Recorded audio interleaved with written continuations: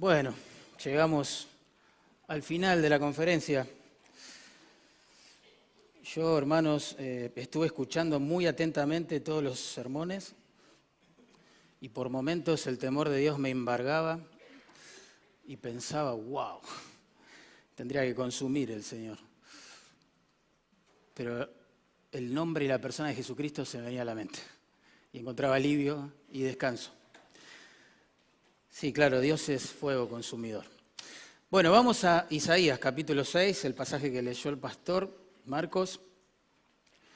El título que me han dado para este texto es Purificado para servir. Purificado para servir. Bueno, yo también voy a citar a Tozer hoy. Creo que es la misma frase que citaste, Ale, si no recuerdo mal. Él dijo así, ¿no? Lo que nos viene a la mente cuando pensamos en Dios es lo más importante de nuestras vidas. Lo que nos viene a la mente cuando pensamos en Dios es lo más importante de nuestra vida. Y es cierto. ¿Por qué? Porque nuestro concepto de Dios, hermanos, va a darle el rumbo al resto de nuestra vida acá en la tierra. Va a definir cuál es el propósito de nuestra vida aquí en la tierra. Va a determinar qué uso le vamos a dar a nuestro tiempo, a nuestro dinero, a nuestros dones espirituales que Él nos dio, a nuestros talentos, nuestra familia, nuestro hogar, todo lo que somos, todo lo que tenemos. Un concepto pequeño de Dios, hermanos, se traduce en una vida cristiana autocentrada, superficial, mediocre, mundana, irrelevante por momentos. Pero un concepto elevado, bíblico obviamente, de Dios, se materializa en una vida centrada en su gloria, en su reino y en su misión. Y eso es lo que vemos aquí reflejado en el testimonio de Isaías, acá en capítulo 6. Isaías fue un hombre muy educado. De hecho, un consejero real, ¿bien? Con acceso, digamos, al palacio.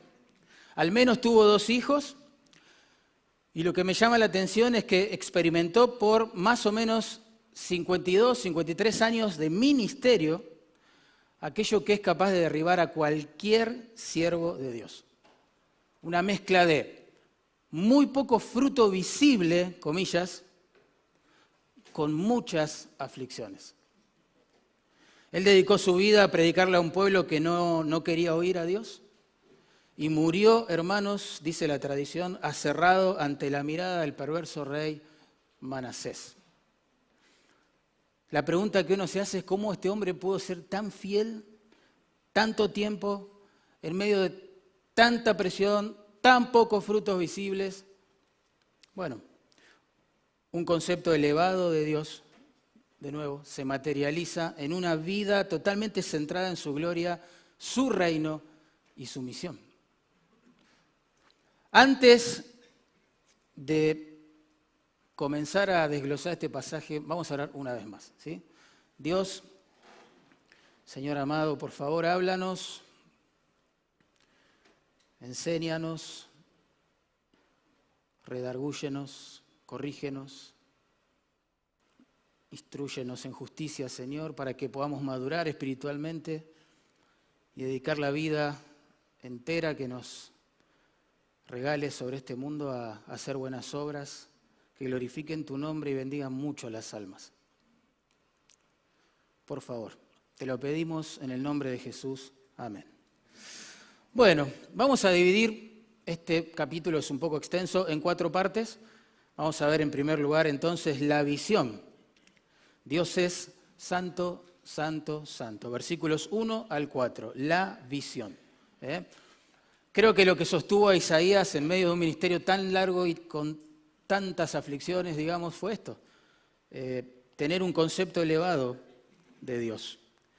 Y eso en gran parte lo adquirió sin duda con esta experiencia que nos va a relatar. En verso 1 dice, en el año en que murió el rey Usías, vi yo al Señor, ahí está la visión, ¿no? Vi yo al Señor sentado en su trono, alto y sublime, y sus faldas llenaban el templo.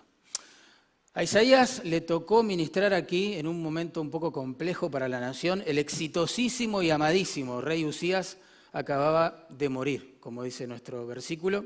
Usías, hermanos, fue uno de los quizás reyes más queridos que haya gobernado Judá.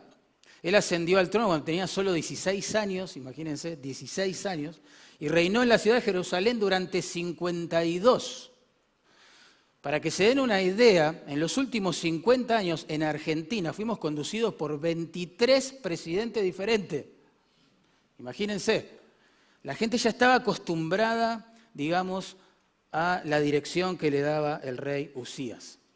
En 2 Crónicas 26:4 se nos afirma que cuando él comenzó su reinado, hizo lo recto ante los ojos de Jehová. Él fue un gran estratega militar, promovió la agricultura del país, por eso el país comenzó a prosperar también. Un gran ingeniero civil, trayendo tecnología, creando tecnología, ¿no?, para la guerra, etc. Un rey tremendo, que estaba agradando al Señor. Pero su mandato, hermanos, terminó en una forma trágica, porque después de hacerse grande, así dice el texto, famoso, su corazón se enalteció para su ruina. Tremendo. En Usías vemos la triste condición de cada uno de nosotros. Que un poquito así, miren, así, un poquito así de éxito, ya es suficiente para cegarnos completamente a la realidad de que somos seres totalmente dependientes de un Dios autosuficiente. Un poco de éxito lo cegó completamente este rey, al punto de que, no sé, pensó que tal vez su autoridad ya no tenía límites, su influencia no tendría límites, y quiso usurpar el rol de los sacerdotes en el templo. Tremendo. Los sacerdotes le dijeron: no lo hagas, rey, no lo hagas.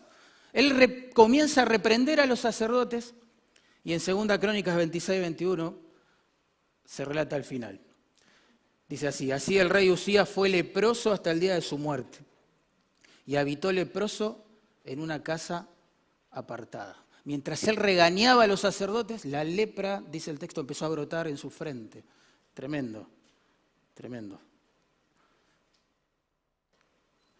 Ya, digamos, el contexto de esta visión exalta la santidad y la majestad de Dios.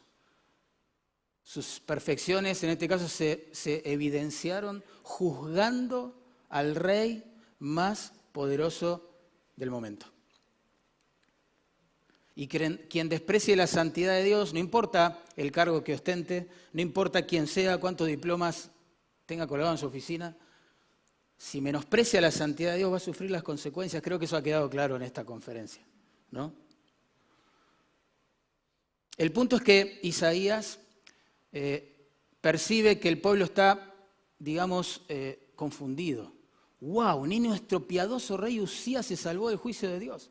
¿Qué será de nosotros? Encima el pueblo en ese contexto, lo vemos en los primeros 5 capítulos del libro, estaba completamente lejos de Dios.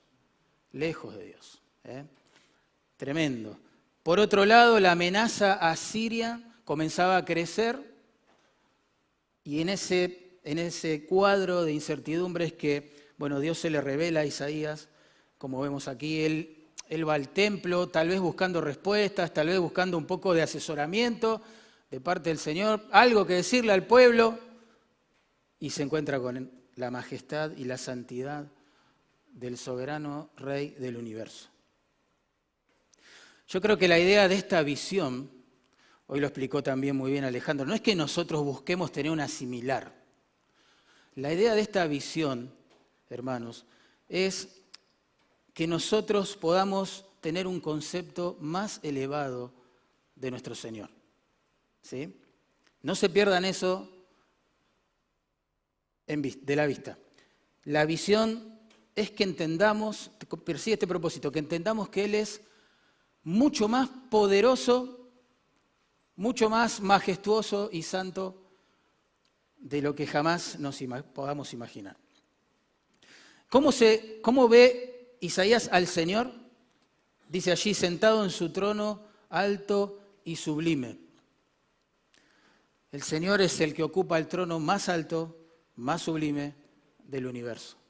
No hay un trono más alto, nadie tiene mayor autoridad que Él. Él está al control de su universo, hermanos, y de su pueblo que estaba ahí un poco preocupado también.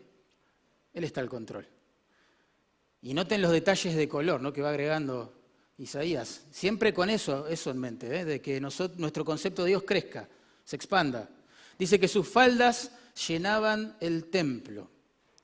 En la antigüedad el ropaje de los reyes, hermanos, era una medida visible de su prestigio. ¿Bien? Yo creo que todos hemos visto por ahí alguna vez alguna ceremonia de coronación de algún rey o de alguna reina, seguramente. Y bueno, nos hemos maravillado tal vez de toda la pompa que había alrededor, pero específicamente del ropaje, ¿no?, que llevaba el monarca. A veces es una capa larguísima, a veces es una cola, si es una reina, una cola del vestido gigante. Todos hemos visto cosas así, pero nadie jamás ha visto que del trono, digamos, del rey coronado, salga, digamos, el borde de su manto y llene todo el lugar y sature, digamos, el templo, en este caso, de su majestad, su magnificencia. No hay nadie más prestigioso, más grande que nuestro Dios. En verso 2 se agregan más detalles. Dice, por encima de él había serafines. Cada uno tenía 6 alas. Con 2 cubrían sus rostros, con 2 cubrían sus pies y con 2 volaban. Bueno, la dignidad de un rey, sin duda, también, hermanos, se medía por la cantidad y la clase de sirvientes que lo asistían alrededor del trono. Bueno, acá Dios es asistido, hermanos, por criaturas infinitamente superiores a nosotros, seres angelicales creados por Él llamados serafines. Y estos serafines, de nuevo, muy superiores a nosotros, tiemblan ante su presencia. Noten, dice que fueron dotados por su Creador, ¿no?, con un par de alas que cubren sus rostros. Claro, porque ellos, recuerden, sirven en la presencia del Creador, majestuoso, sublime. No podrían soportar esa gloria refulgente, brillante, gloriosa, santa, sin cubrirse sus ojos.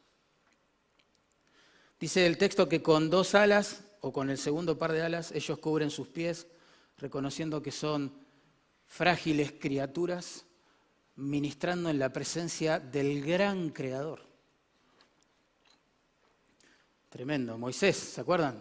Quita el calzado de tus pies, porque el lugar en que estás es santo. Moisés, vos sos una simple criatura. El último par de alas, dice allí que les fue dado para que ellos pudiesen volar, porque ellos, recuerdan, existen para ejecutar con diligencia y velocidad la voluntad de Dios. Y en el verso 6 tenemos un ejemplo, cuando Dios manda a uno de estos serafines a comunicarle a Isaías misericordia. Él vuela, obedece al instante. En el cielo todo el mundo hace la voluntad de Dios, todo el mundo le teme, todo el mundo es consciente que están delante de su majestad. Pero más que la anatomía de los serafines, aquí el punto principal de esta visión sin duda es el mensaje que ellos comunican. Noten, verso 3 dice, el uno al otro daba voces diciendo, santo, santo, santo, Jehová de los ejércitos. Toda la tierra está llena de su gloria. Qué lindo, porque ellos con sus alas cubrían sus rostros, sus pies, pero no sus bocas están súper abiertas, ¿no?, y dispuestas a alabar a este Rey soberano del universo, a Adonai, al Señor. Hoy lo explicaron también que la repetición verbal, como en este caso, o de palabras, ¿no?, era un recurso literario que usaban los hebreos para marcar un énfasis. Nosotros quizás hoy, para hacerlo, no sé, escribiríamos las palabras importantes en negritas o con comillas o las subrayaríamos. Bueno, ellos usaban como técnica para hacer un énfasis la repetición de conceptos. Santo, santo, santo. Jesús usó mucho esta técnica, ¿se acuerdan? De cierto, os digo. Eso significaba que lo que está por decir es cierto y se va a cumplir. Por eso el énfasis. De cierto, os digo. Pero aquí vemos una triple repetición de palabras. Cuando en las Escrituras encontramos una triple repetición de palabras, es que, digamos, el asunto se está elevando a tercer nivel, grandemente. Por ejemplo, en Apocalipsis 8:13 se enfatiza la severidad del juicio escatológico de Dios de este modo, diciendo, ¡ay de los que moran en la tierra! ¿Ven? Una triple repetición, un énfasis muy fuerte, en este caso en el juicio que vendrá sobre los moradores de la tierra.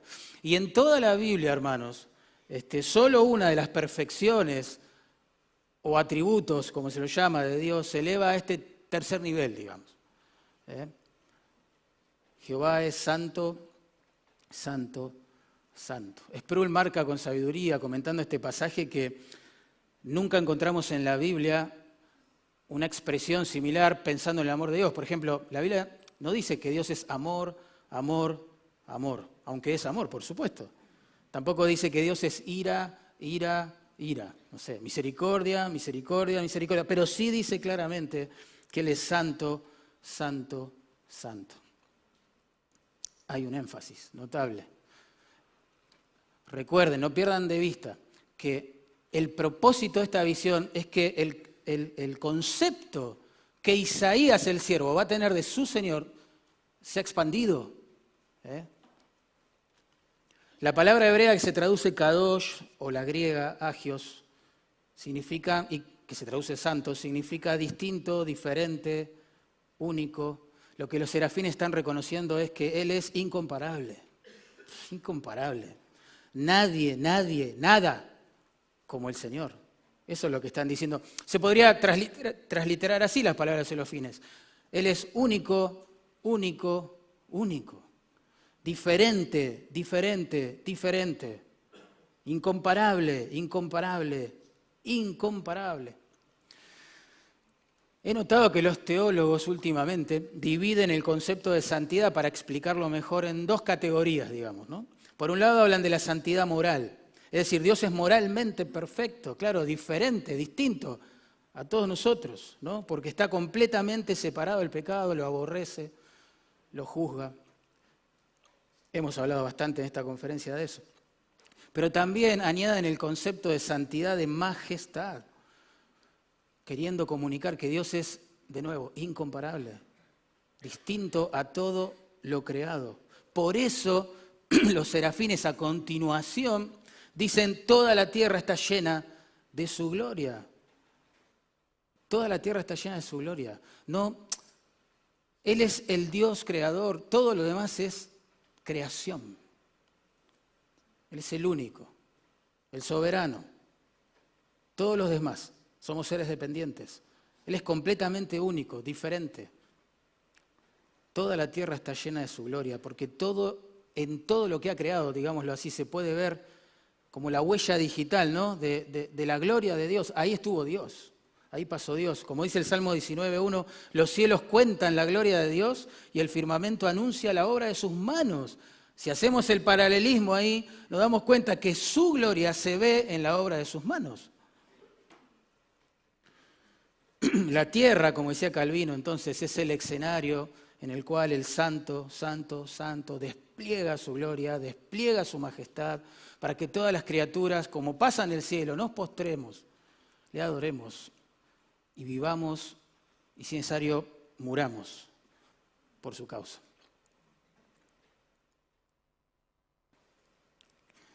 ¿Querés tener una idea, aunque sea diminuta, de la gloria, de la fama, del renombre, podríamos decir así, de la grandeza de Dios? Bueno, hay que mirar las cosas que Él ha creado.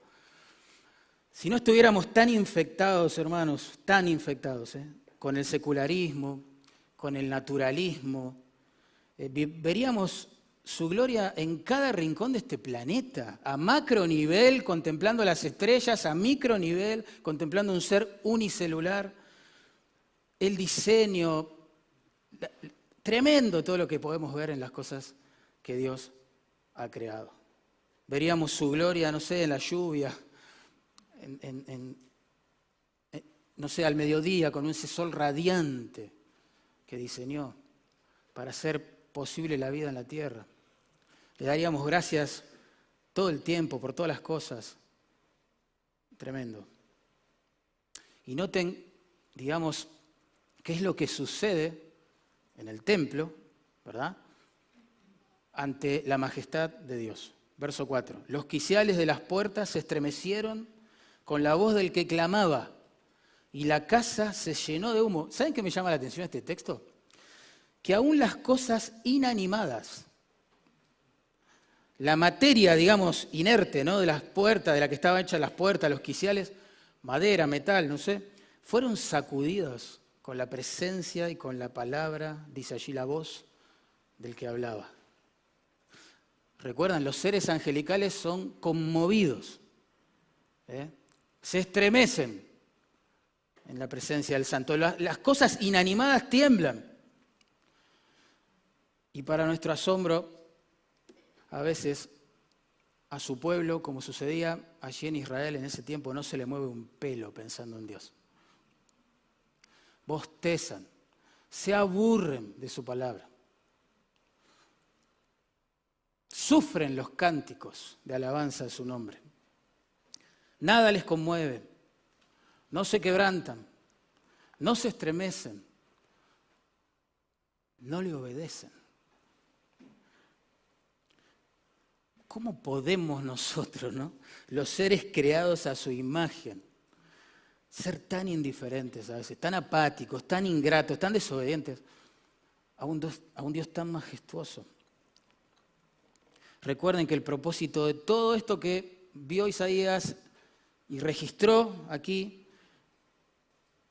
es que nuestro concepto del Señor crezca, se expanda. ¿Por qué? Porque un concepto elevado y bíblico de Dios se va a materializar en una vida centrada en su gloria, en su reino y en la misión que nos dejó, ¿sí?, aquí en este mundo. Esa es la visión. Vamos a ver la reacción ahora del profeta. La visión deja algo impregnado en nuestras mentes. Él es santo, santo, santo. La reacción del profeta también deja algo impregnado en nuestras mentes. Nosotros somos, a modo de contraste, pecadores, pecadores, pecadores. Noten el verso 5. Dice, entonces dije, ay de mí, que soy muerto. Deshecho es la idea, ¿no? Porque siendo hombre inmundo de labios y habitando en medio de pueblo que tiene labios inmundos, han visto mis ojos al Rey, Jehová de los ejércitos. Ustedes saben, hermanos, que en los labios de un profeta, de un siervo de Dios, la palabra ay es una severa, seria e inminente advertencia de juicio, ¿verdad? En Mateo 23, quizás recuerden, hermanos, Jesús la usó 8 veces, para proclamar juicio sobre los escribas, sacerdotes y fariseos. 8 veces. Dijo, ay de vosotros, ¿se acuerdan? Escribas y fariseos hipócritas. Ay de vosotros. De modo que acá Isaías está utilizando la palabra ay para pronunciar un nuevo juicio profético. Pero en este caso, contra su propia persona. E Isaías sabe que Dios cumple su palabra, que es fiel a toda su palabra. Ya lo hemos visto, ¿no?, en el caso de Nadab, Abiú, Usa, Ananías, Zafira, etc. Por eso después de su declaración de juicio, ay de mí, el profeta añade, soy muerto. Claro, es lo que tiene que pasar. Quizás él está esperando que suceda. Quizás hasta cerró los ojos, no lo sé, esperando que suceda, y no sucedía. Y quizás empezó a abrir un ojo, como preguntándose, ¿qué está pasando? ¿Por qué no he muerto? ¿Por qué no he caído consumido? Si mis ojos han visto al Santo, ¿cómo puede ser? ¿Qué está pasando acá? Tremendo, hermanos. Soy muerto, soy deshecho significa.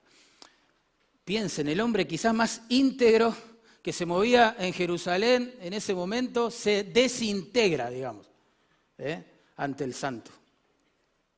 Antes de contemplar al santo, antes de que Isaías tuviese esta experiencia, estuvo anunciando juicio sobre el pueblo. Allí en capítulo 5 lo vemos. Por ejemplo, capítulo 5, verso 8 dice: «Ay de los que se enriquecen y acumulan casa tras casa, etc.». Verso 11: «Ay de los que se embriagan». Y continúa. Verso 18: «Ay de los que a lo malo dicen bueno y a lo bueno malo». Y eso está bien. Era, digámoslo así, era su ministerio. Es lo que él tenía que hacer. Pero al ver al santo, al contrastar su santidad con su propia pecaminosidad, solo le quedaron fuerza para decir: «Ay de mí, ay de mí». ¿Les pasó eso alguna vez? ¿Ustedes sienten que están bien con el Señor? No sé. Cumplen su ministerio en la iglesia, hacen el devocional, no lo sé. Pero de golpe se encuentran con una palabra que nos trae el santo,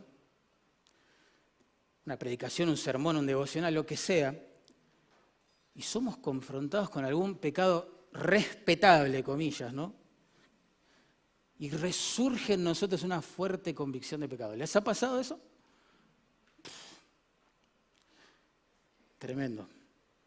Ahora, noten hacia dónde se enfoca, hacia qué tipo de pecado se enfoca la convicción de pecado en Isaías. Noten, dice allí: «Soy hombre inmundo de labios». Es como que Isaías relacionó, ¿no?, esta convicción fuerte de pecado, contemplando la santidad de Dios, con pecadillos, diríamos nosotros, de la lengua, ¿no? Nada tan grave, digamos.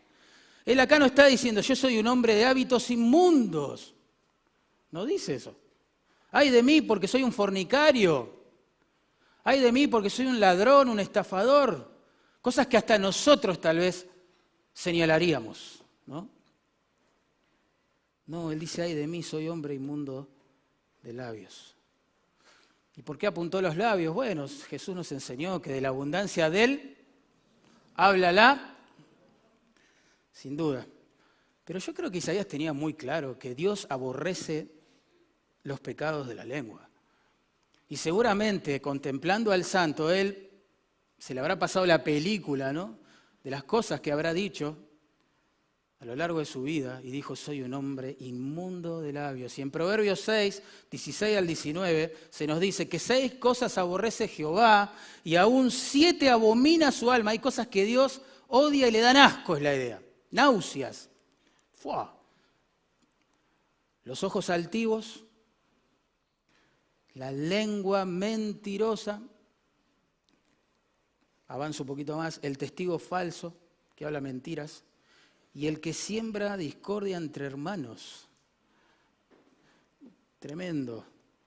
Pecados respetables, tolerables en las congregaciones, pero una sentencia de muerte para Isaías delante de la presencia del santo.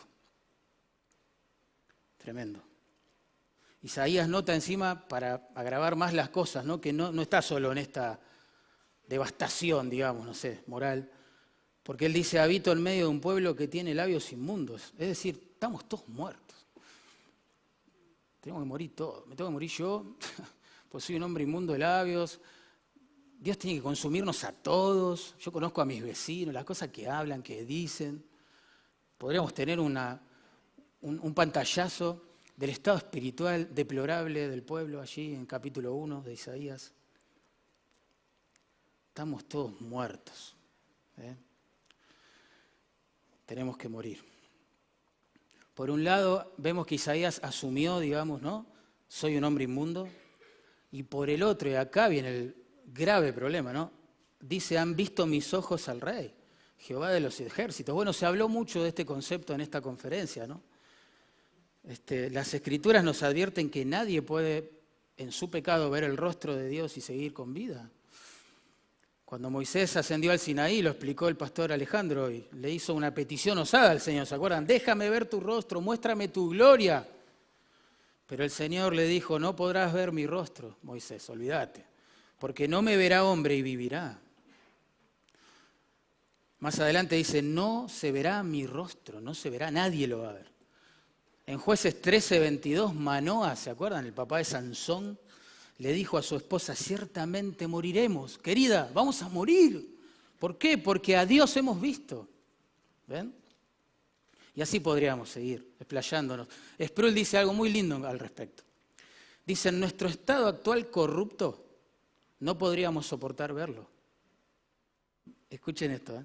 Que permanezca invisible, por eso no hay que buscar visiones, como dijo el pastor, es muy claro. Que permanezca invisible es un acto de gracia protectora para con nosotros. ¿Qué visión? Mirá si Dios te contesta. Caes muerto a sus pies en este estado de pecado en el que todavía nos movemos. Tremendo. Por supuesto esperamos el momento de nuestra glorificación, hermanos, claro, cuando seamos salvados de la presencia del pecado y podamos morar con Él, ¿no? En la ciudad santa, etc. Pero mientras tanto, mientras estemos viciados por el pecado, estaremos condenados a vagar por su mundo sin poder verlo, sin poder verlo. El punto es que cuando el santo nos confronta, a Isaías a través de una visión, a nosotros a través de su palabra, revela muchas cosas que nosotros queremos tapar. Es tremendo eso. Dios es especialista en su santidad, en sacar a la luz cosas que nosotros queremos que permanezcan en la oscuridad. Tremendo. Creo que Agustín fue que dijo, ¿no? Que cuando nosotros queremos cubrir el pecado, Dios lo descubre. Pero cuando nosotros lo descubrimos, lo confesamos, Él lo cubre. Bueno es Dios. El punto es que sí, claro, la luz del santo se acerca a través de las Escrituras y revela tantas cosas de nuestras vidas. Pero ¿saben qué es lo peor de eso? Es que no solo queremos tapar, sino que somos como maestros, digámoslo así, del autoengaño. Del autoengaño. Somos capaces de aliviar nuestra culpa delante del santo, culpa proveniente de nuestros pecados, ¿sí? Desviando la mirada del santo Dios y colocándola en otros pecadores similares a nosotros. Y siempre encontraremos a alguien peor. Las transgresiones ajenas parecen aliviar las nuestras, ¿no? Las propias. Y los pecados ajenos se tornan en excusas para los nuestros. Es como que con la culpa en este mundo evangélico, digamos, impregnado de conceptos psicológicos y terapéuticos, se nos ha enseñado que la culpa siempre es mala. La culpa es algo para evitar, es del diablo. Cuidado con eso. En el Salmo 32, el salmista se sentía, mientras cayó su pecado, no lo confesó, se sentía súper culpable y, digamos, la analogía que usa para expresar eso es que el dedo, la mano de Dios, estaba presionándolo. La mano de Dios se volvió pesada sobre él. Una forma poética de decir, Dios me está torturando en la conciencia.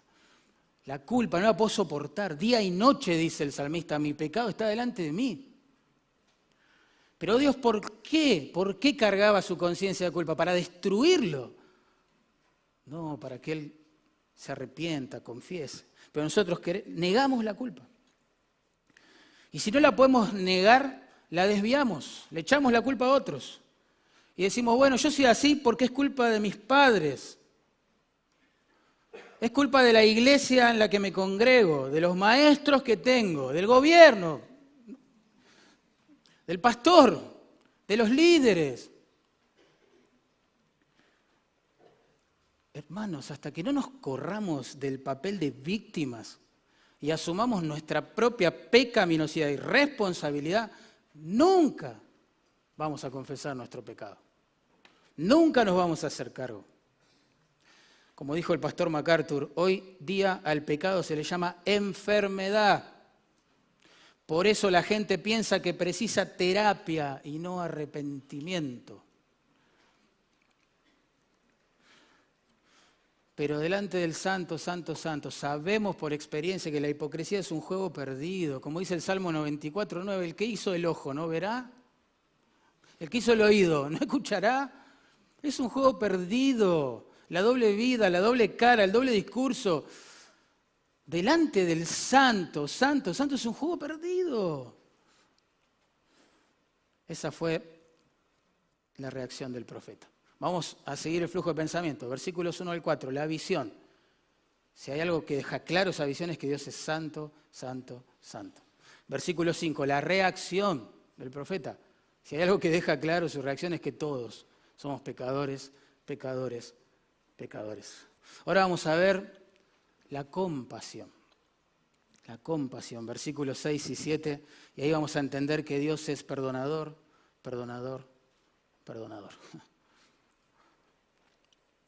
Aquí comienza como a reverdecer la esperanza para nosotros, los pecadores redimidos, como Isaías. Versículos 6 y 7 dice, y voló hacia mí uno de los serafines. ¿Se acuerdan que acaba de decir el profeta, no? Ay de mí que soy, chao, tengo que morir yo, tiene que morir este pueblo, nos morimos todos. Apareció el santo, morimos todos, ya está. En ese contexto es que dice, voló hacia mí uno de los serafines, teniendo en su mano un carbón encendido, tomado del altar, con unas tenazas, y tocando con él, es decir, con el carbón, ¿no?, sobre mi boca. Piensen en eso un segundo. Duele, ¿no?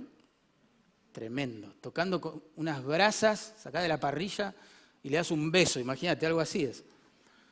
Dijo, he aquí que esto tocó tus labios y es quitada tu culpa y limpio tu pecado. De nuevo, qué Dios precioso tenemos. Porque Dios nos muestra su santidad, claro que sí. Y eso hace un contraste terrible con nuestra pecaminosidad. Pero eso Dios lo hace no para destruirnos, sino para que nuestro concepto de Él crezca y nosotros podamos vivir y si es necesario morir, 100% involucrados en su causa. No es para destrucción, es para guiarnos al arrepentimiento. Miren lo que Dios no hizo cuando vio al profeta en ese estado, digamos. En primer lugar, Dios no minimizó el pecado de Isaías. Él no dijo, bueno, Isaías querido, no es necesario todo este drama, ¿qué haces? Pareces un monje medieval autoflagelándose. No, Isaías, no es para tanto. No, esto te pasa por leer a Jonathan Edwards, a los puritanos. Nosotros diríamos, por ir a la conferencia de GPS con un tema así. No, Isaías, no es para tanto. Vas a hacer un caso de estudio para Freud, para tantos otros en la historia. No hizo eso Dios. Por otro lado, tampoco Dios no rechazó al profeta. Dios no dijo, oh, Isaías, maldito, miserable pecador, muere, sufre, no veo la hora de consumirte. Tampoco hizo eso el Señor. ¿Se imaginan al Señor en ese momento? Me cansé de soportar gente como vos, siempre con su pecado, siempre luchando con sus debilidades. Ya me cansé de gente como vos en mi reino. No dijo eso. Tampoco Dios le dijo a Isaías que haga obras meritorias para ganarse su amor, no sé. Tampoco. Bueno, Isaías, si vos querés que yo te ame de nuevo, bueno, debes dar más dinero en la iglesia, predicarle a más personas, no sé, hacer tu devocional todos los días, tenés que orar más tiempo y hacer un servicio en el templo. Y capaz te vuelvo a amar y tampoco le dijo eso. ¿Qué hizo? Recuerden que la compasión, la gracia, la misericordia de Dios no se merece, no se negocia, no se tranza, no se exige. Lo que se merece es la muerte, lo dijo muy clarito Isaías en el versículo 5. ¿Qué hizo entonces el Señor? Bueno, el Señor comenzó a limpiar y a restaurar su alma. Envió a uno de los serafines, dice nuestro texto, para que tomara del altar, eso es muy importante, un carbón encendido. Luego presionó el carbón encendido contra los labios de Isaías, lo quemó. A Isaías esto le dolió. Pero ¿qué estaba haciendo Dios? Uno podría pensar, bueno, claro, Dios empezó a sentenciarlo. comenzó a torturarlo, a destruirlo. Se lo merece. ¿Han oído acerca de la cauterización? Sí, ¿no? Es un procedimiento médico que consiste en aplicar calor, bueno, ahora algunos productos químicos, a un tejido que está infectado o necrosado, para quemarlo, extraerlo y que la infección o la enfermedad no se siga propagando, digamos. Esa es la cauterización. Y aunque sin duda la cauterización es súper dolorosa, impide que la infección siga creciendo.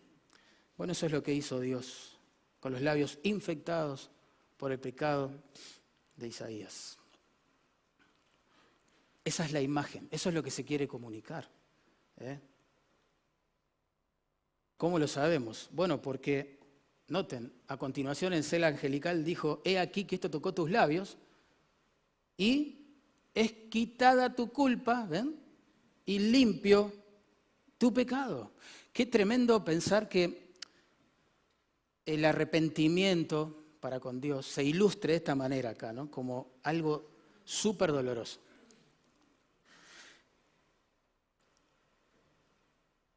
Dios estaba guiando al arrepentimiento a su profeta y eso es doloroso. Perdonar a alguien que te lastimó, pero te lastimó en serio, ¿eh? Te liquidó por dentro, es doloroso. Dejar una relación pecaminosa, pero deleitosa para vos, es doloroso. Reconocer la culpa, sí fui yo pequé, me equivoqué, es doloroso.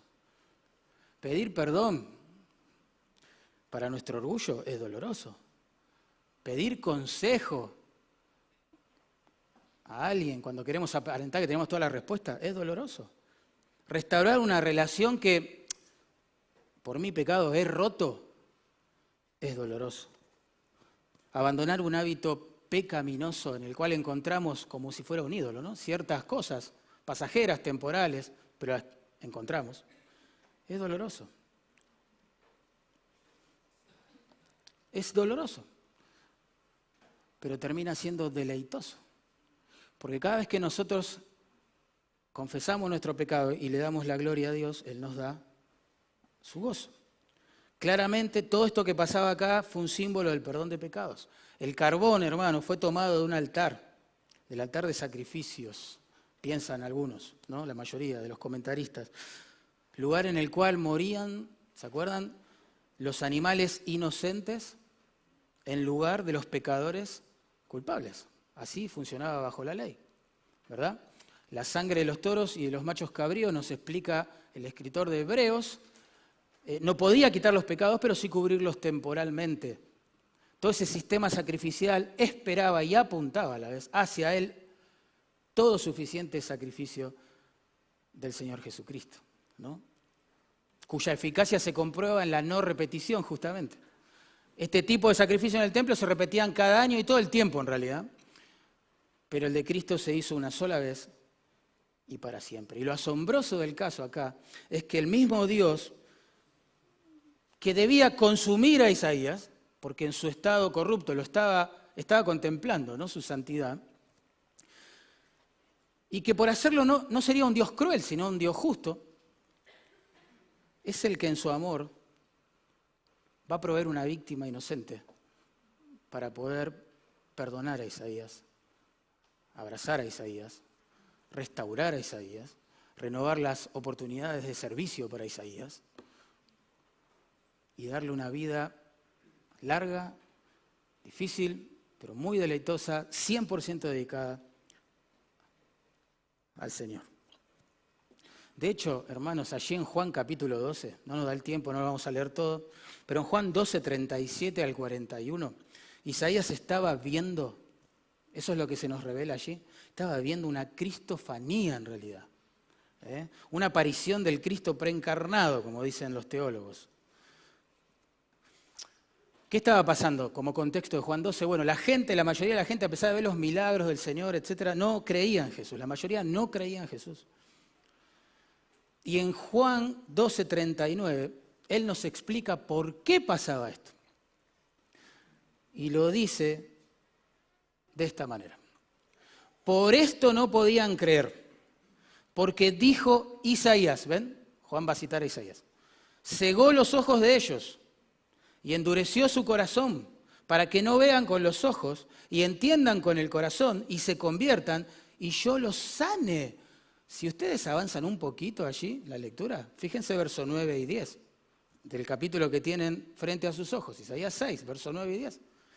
Juan está citando las palabras que tenemos allí, versículos 9 y 10. Y después agrega, escuchen esto, Isaías, dice Juan, dijo esto cuando vio su gloria y habló acerca de él. Cuando vio la gloria de quién? Del Señor Jesucristo. Recuerden que trae este texto para explicar por qué la gente no creía en el Señor Jesucristo. Y dice, Isaías dijo esto cuando vio su gloria y habló acerca de él. Tremendo. O sea, Isaías contempla aquel Dios precioso, Dios Hijo, tiene miedo de que Dios Hijo lo ejecute en el momento debido a la santidad del Hijo y a su propia pecaminosidad que vio en su corazón y labios. Tiene miedo de que el Dios Hijo lo mate, lo ejecute, lo sentencie en el momento, pero 700 años después de esa visión, Dios Hijo iba a ser entregado por el Padre a la muerte por los pecados de su pueblo en general y los de Isaías en particular.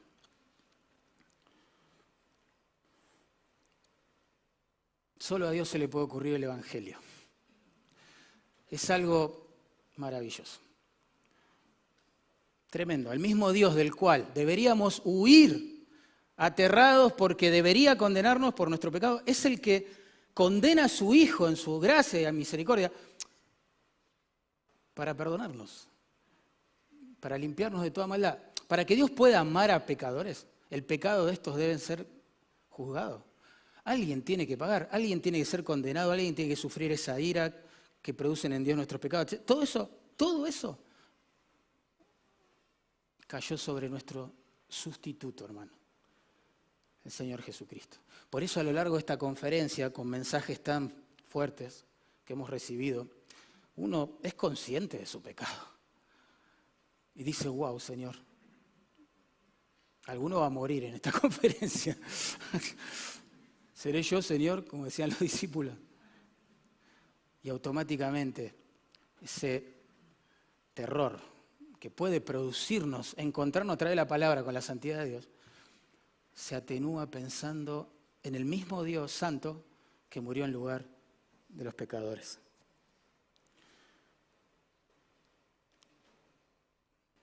Imaginen que el Señor Jesucristo en persona entre a este salón en forma visible y te busque a vos.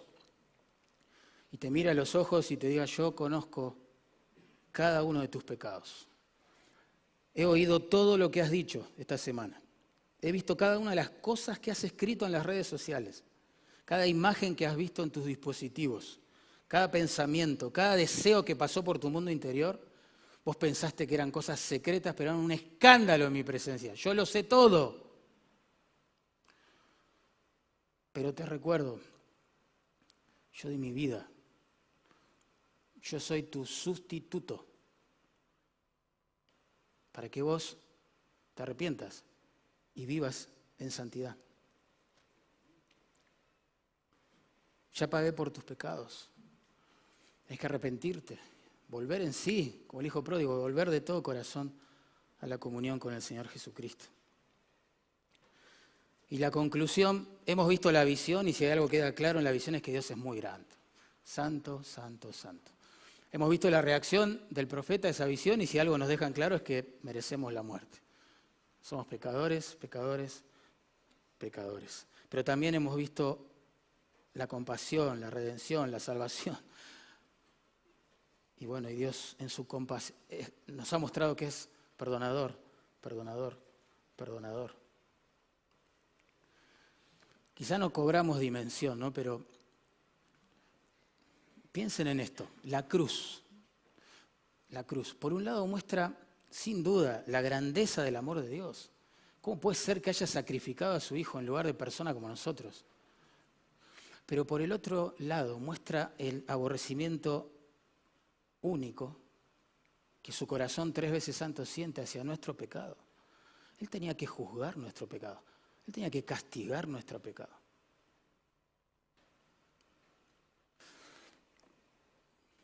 Conclusión, versículos 8 al 13. Culto racional, diríamos. Respuesta lógica ante un Dios que nos debe consumir y nos da vida. Un Dios que nos debería echar a patada de su presencia y nos atrae hacia Él todo el tiempo. Un Dios que debería condenarnos y condenó a su Hijo. ¿Cuál debería ser el culto racional? ¿Cuál es la conclusión de todo esto? Nosotros deberíamos ser siervos, siervos, siervos.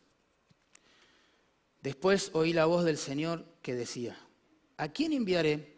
¿Quién irá por nosotros? Entonces respondí yo, heme aquí, envíame a mí. Después oí la voz. ¿Después de qué? Bueno, toda esta experiencia que tuvo Isaías, ver la santidad de Dios, contrastarla con su pecado, sentirse morir ya, sin esperanza, recuperar esa esperanza a través del Evangelio. Bueno, después de todo eso, oí la voz del Señor que decía, ¿a quién enviaré y quién irá por nosotros? ¿Notaron que el Señor, el Santo, Santo, Santo, habló de servicio, digámoslo así, después de que Isaías fue quebrantado, no antes? ¿Qué hubiera pasado si Isaías escuchaba este llamado? ¿Quién irá por mí? ¿A quién enviaré? Antes de ser quebrantado. ¿Qué hubiera pasado?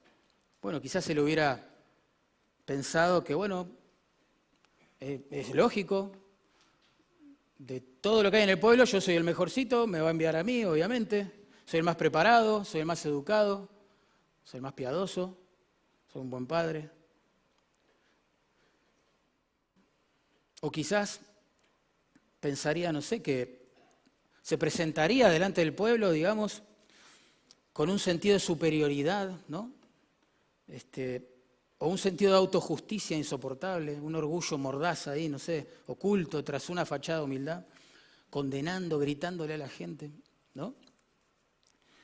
Quizás fuera de esos predicadores que hablan de las doctrinas de la gracia sin gracia, que hablan del amor de Dios sin amor por las personas, que llaman a la gente al arrepentimiento, pero ellos en su corazón piensan que no tienen nada que arrepentirse. Tremendo. Pero ¿qué hubiera pasado, segunda pregunta, ¿no? Si Isaías oía el llamado después de ser confrontado, ¿sí? Pero antes de ser perdonado. Antes de que el serafín, a través de toda su visión, las cosas que hizo, le hubiese comunicado claramente que su pecado fue cubierto. ¿Qué hubiera pasado? Y bueno, Isaías hubiera dicho, no, imposible, imposible, no puedo servir a Dios yo. Imposible. Yo soy culpable, ya está clarísimo, Él es santo, yo soy un miserable, merezco el infierno, he pecado. Soy un miserable, soy un gusano, yo no puedo servir a Dios. Yo me pregunto cuánta gente habrá así en nuestras iglesias también, ¿no? Que están representadas por un extremo o por el otro. Aterrados, enfocados solo en un aspecto del Evangelio, o confiados en su justicia porque se han enfocado en otro aspecto. Pero el Señor habló de misión después de quebrantarlo. Y la respuesta de Isaías fue, heme aquí, envíame a mí. Interesante. En el verso 5 Isaías dijo, ¡ay de mí! ¿Se acuerdan? ¡Ay de mí! Ahora en el verso 8 dice, heme aquí. ¡Ay de mí! Heme aquí. Algo cambió. ¿Qué pasó en el medio? El Evangelio pasó en el medio. Él entendió con gratitud, Dios, has resuelto el problema de mi pecado, gracias. Gracias, has provisto un sustituto, alguien murió en mi lugar. Vale la pena volver a ti una y otra vez de todo corazón. Heme aquí, Señor. Acá estoy. Como dijo el misionero Stott, que dejó las comodidades de Inglaterra para insertarse a servir a Dios en un ambiente súper hostil, dijo, si Cristo es Dios y murió por mí, entonces ningún sacrificio que me pida hacer por su causa será demasiado grande. Bueno, yo creo que esa es la actitud de Isaías acá. Ya está, merezco morir y me da vida. El mismo Dios que me debe matar, ¿me da vida? Le tengo que servir. Señor, heme aquí, yo quiero que todo el mundo te conozca, sepa esto, lo que has hecho para resolver el pecado de su pueblo. Bueno, Isaías dijo, heme aquí, envíame a mí, y Dios no le dijo, sal de aquí, ¿no? Heme aquí, sal de aquí. No fue esa la respuesta. Dios dijo, bueno, anda y decile a este pueblo, ¿no? Parece como que el santo, santo, santo Dios, en su misericordia, no rechaza ningún corazón quebrantado, ¿no? De sus redimidos, que se ofrece para servirle. Qué lindo ver esto, hermano. Porque Dios, de verdad, podría haberlo rechazado a Isaías. ¿Y quién iba a objetar eso? Pero no lo rechazó, hermano. Por eso digo que vale la pena volverse al Señor una y otra vez. No cansarse de correr la carrera, hacerlo con paciencia, hermano. Yo sé que el pecado asedia y nos frustramos muchas veces en nuestro peregrinaje por nuestras torpezas, debilidades, pero siempre valdrá la pena volver al Señor de todo corazón, siempre. Siempre seremos recibidos en gracia si nos encuentra quebrantados y arrepentidos. Porque tú, Señor, Salmo 86:5, eres bueno y perdonador y grande en misericordia para todos los que te invocan. Imagínense. Si confesamos nuestros pecados, dijo el apóstol Juan, Él es fiel. Va a cumplir su palabra. No hay chance de que yo confiese mi pecado y Él falle a su palabra y no me perdone. Él es fiel. Y es justo porque pagó por mis pecados también. Es fiel y justo para perdonar nuestros pecados y limpiarnos de toda maldad. ¿Qué Dios como tú, decía el profeta Miqueas, que perdona la maldad de su remanente? Todo el tiempo es la idea. Vive perdonando. ¿Cómo puede ser? ¿Qué Dios como tú? Tan precioso. Sí, hermano, su santidad nos aterra. Si vos te sentiste un poco aterrado por un momento en esta conferencia, te entiendo, porque a mí me pasó lo mismo. Claro que sí. Pero las promesas de gracia que nos trajo el Evangelio, hermano, nos alegran, nos dan esperanza. Si nuestro concepto de Dios crece y crece y crece, queremos vivir y morir si es necesario por su causa. ¿Qué ministerio le dio Dios? Uno dice, bueno, el profeta quebrantado ahora va a ser un profeta famoso, va a tener 1 millón de likes en YouTube, en Internet, todo el mundo lo va a amar, es un hombre quebrantado, Dios lo va a bendecir. Sí, Dios lo bendijo con gozo, con un montón de cosas, pero miren el ministerio que le esperaba, versículos 9 y 10. Y Dios dijo, anda, ¿vos te ofrecés, Isaías? Sí, dame aquí. Bueno, anda. Y decile a este pueblo, de nuevo, no dice mi pueblo, ¿no? Este pueblo, oíd bien y no entendáis. ¿Qué mensaje es ese? Es como si yo te digo, te estoy enseñando para que no aprendas nada. ¿Qué es eso? Ved, por cierto, mas no comprendáis. Engruesa el corazón de este pueblo, que no le entre una bala, es la idea. Y agrava sus oídos, pones un tapón en los oídos. Cegá sus ojos, para que no vea con sus ojos, ni oiga con sus oídos, ni su corazón entienda, ni se convierta y haya para él sanidad. ¡Wow! ¿Qué auditorio es ese? ¿Qué ministerio es ese? El ministerio de la palabra, hermano. El ministerio de la palabra produce dos tipos de resultados. Quebranta a la persona que se humilla.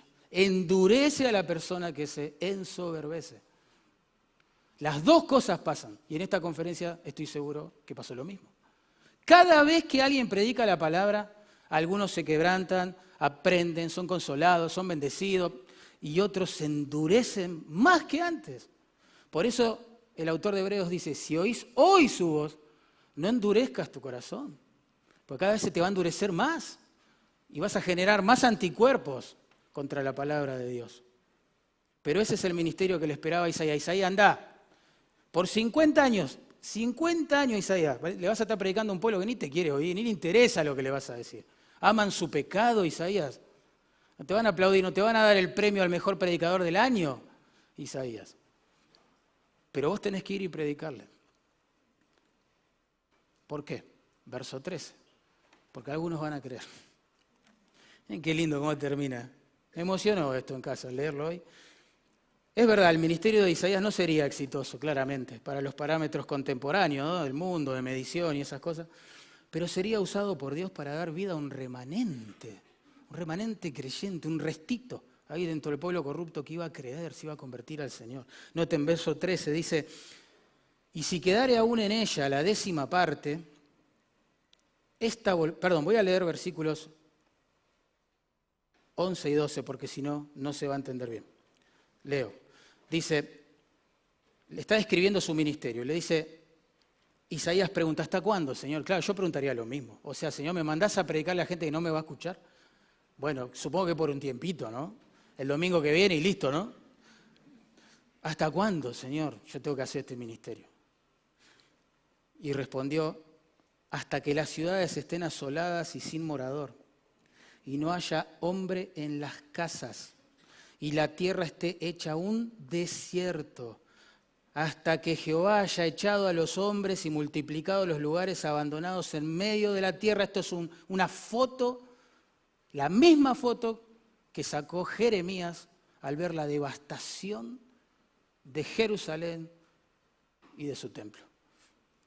¿Sabes lo que le está diciendo Dios a Isaías? Él preguntó ¿hasta cuándo? Isaías le dice hasta que te mueras. Es más, después de que te mueras. Yo voy a enviar un juicio, esto no termina bien, Isaías.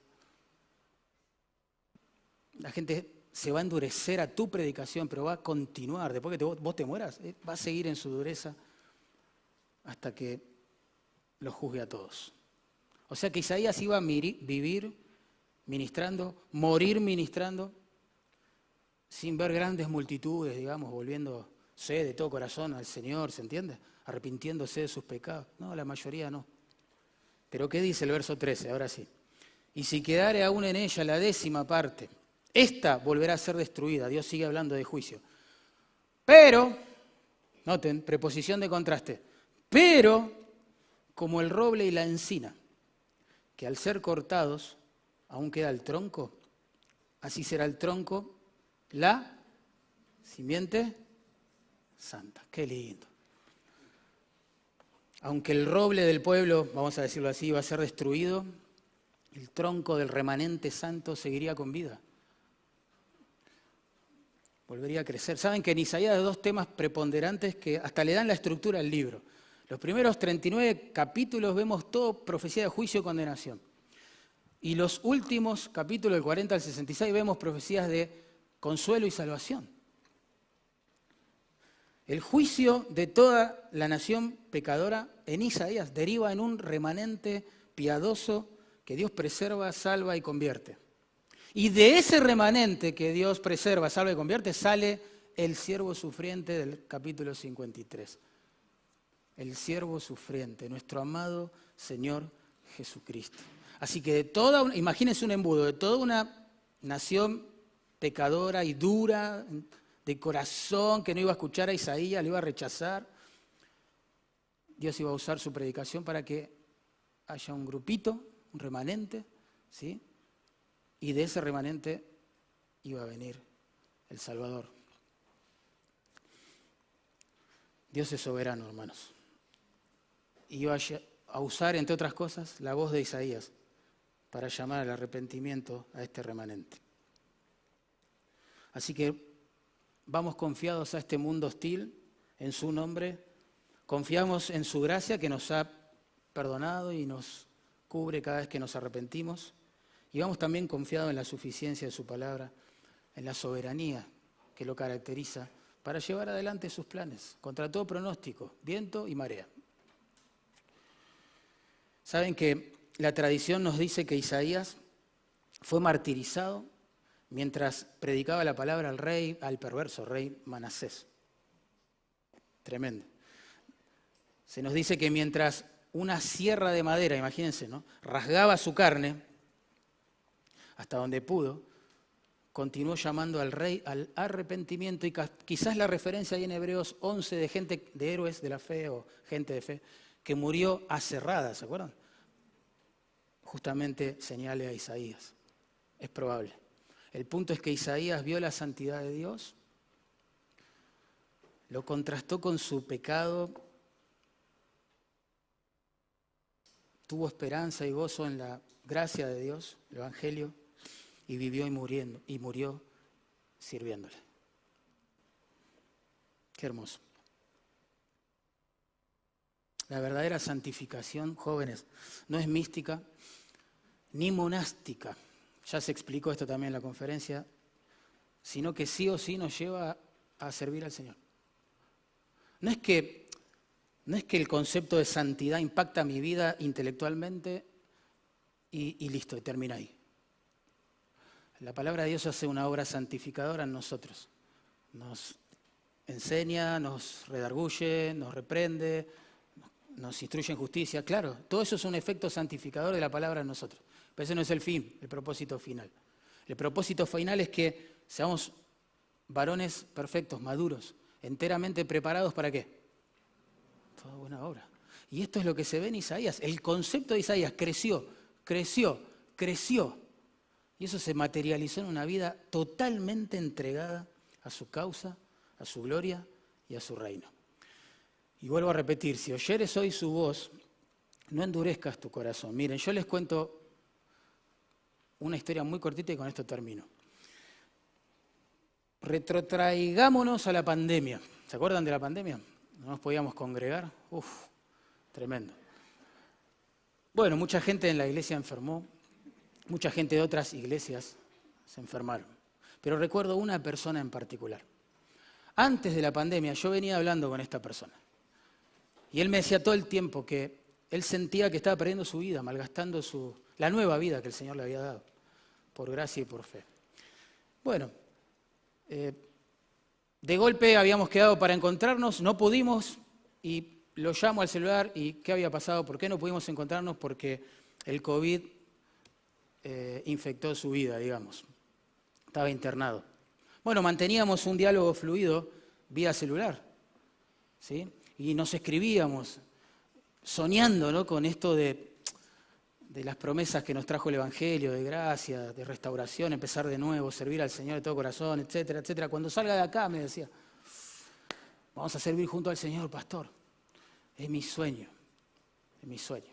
Quiero recuperar el tiempo perdido, mi familia, todo, Señor. Pastor, falta menos, ore. Sé que el Señor me va a levantar y vamos a servir juntos al Señor. Oramos juntos, hasta por el celular orábamos juntos. Un día lo llamo y no me atendió. Lo vuelvo a llamar 2 horas después, no me atendió. El Señor se lo había llevado a casa. Murió en comunión con el Señor, obviamente. El Señor lo pastoreó hasta el último día, segundo de vida que le dio en esta tierra y lo seguirá haciendo allá. Sin duda, no hay duda de eso. Pero no pudo dedicar tiempo que pensó que tenía para vivir y, si necesario, morir por su Señor. Si en esta conferencia el Señor es un poco más grande en tu mente que antes, tu temor de Él creció. Por favor, pensá en dedicar el resto de tu juventud para su gloria, metido completamente en la gran comisión, en el gran mandamiento. No pierdas el tiempo, no dejes pasar estos años donde todavía tenés fuerzas, una buena vista para estudiar, buena salud para predicar, para servir, para amar, para ministrar, para consolar. Por favor, no malgastes tu vida, tu juventud. Acuérdate de tu Creador. En los días antes, oremos. Padre, gracias, Señor.